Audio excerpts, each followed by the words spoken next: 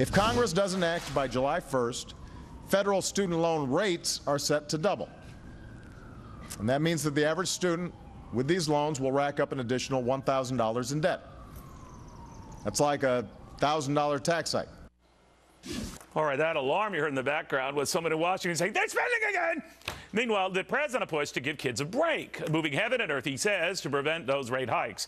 But I want everyone to step back here and fathom what's really going on here. We're talking about preventing student loan rates from jumping to 6.8%. Now, that is still historically low by anyone's standard.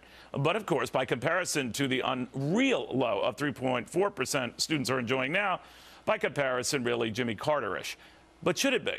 Should our government be artificially keeping student loan rates obscenely low, ridiculously low, unrealistically low, to hide the reality that this is, well, unreal? To Adam Lashinsky, Lizzie McDonald, Ron Meyer. Now, Lizzie, we could certainly make the argument the Fed is doing the same in the greater sense by artificially keeping rates low for everybody.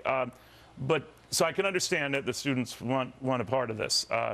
But I just think it's a slippery slope. You know, we do want to help our students. Absolutely. We want to help them get a higher education. We want to do all we can for them. But when you have the Federal Reserve, the Treasury, and the Financial Stability Board now saying, we are studying this, we are examining this because this is so scary and so risky to our economy, it could destabilize our economy. When you have student loan debt that's second to mortgages, when you have more students walking away, as subprime borrowers did, away from their loans, you got to say, this is a bubble in search of a pin. And what have we done to our students to not have a good market for these student loans? Have we aided and abetted basically a college empire, a college system, a university system that basically is operating like a hotel empire? They are modeled on the hotel business model, and that is to have amenities, to have rock climbing walls, to have great cafeterias, expensive gyms that the students are paying tuition for, and they really can't afford it. I like that. You know, Ron Meyer, one could argue that it would obviously be a shock to students who would effectively see these rates double.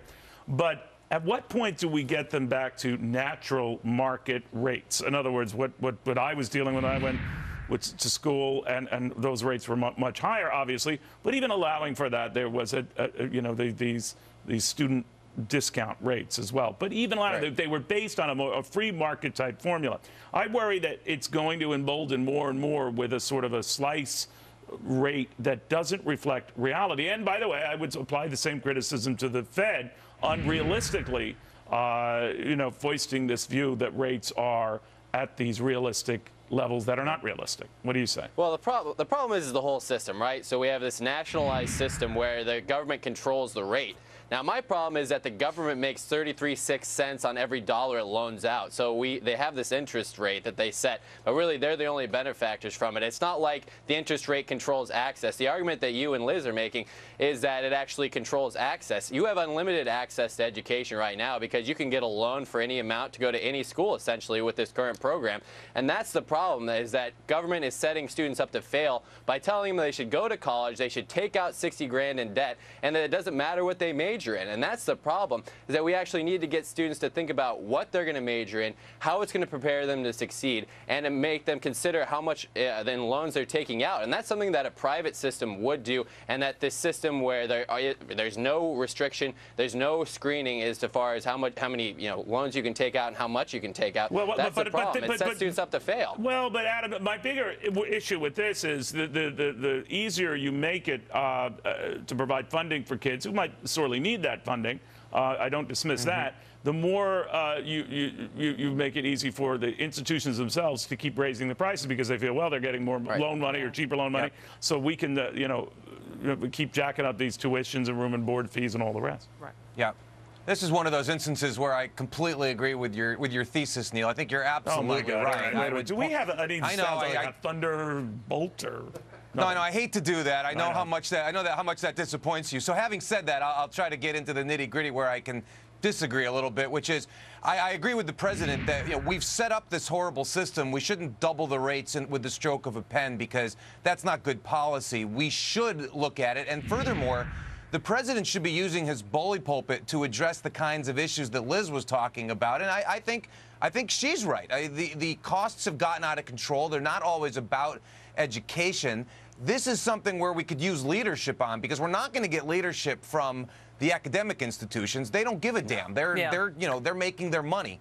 So I think that, we don't want to get too focused. The government, by the way, should help students with student loans. I think it's a good idea. But again, I agree with you, not ridiculously, artificially low rates, because that's not sustainable.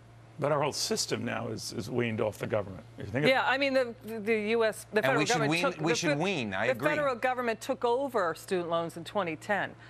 Direct lending by the U.S. Department of Education. I'll tell you something. When you have the U.S. academic system, the college system, built on the nonprofit system, meaning they're tax exempt, they can even issue tax exempt bonds. You got to say to yourself, hey, they've got it pretty sweet over there. Adam is right. I mean, nearly $900,000 for the dean of the Harvard Law School. Holy cow, that's the equivalent of a high-paid, padded government job for life, And so you have to say to yourself, if they're living, Harvard. It is Harvard.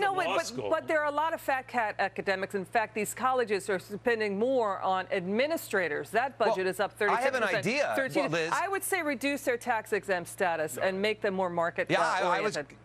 I was going to say the same thing, and it's more than half serious. We should have a policy conversation about that. They don't behave like nonprofits, so maybe they shouldn't be nonprofits, and that might solve some of the problems. Because, by the way, let them make the loans. No, there you Interesting. go. Ron, final word. Exactly. Well, that's the problem. The lenders used to be a check on higher education. They wouldn't give you a loan if you're going to go to a bad school that wouldn't actually allow you to get a job and pay it off. And that's the problem we're having. The problem is there's no check. And so what higher education is doing is that since that nationalization happened, college tuition has gone up 25%. Average graduating student loan debt has gone up 20%. And so colleges are just running rampant and raising their prices. And effect there, but Well, we're as close as we have ever been on any issue together, so it's a kumbaya moment. Let's all hug. All right, when we come back,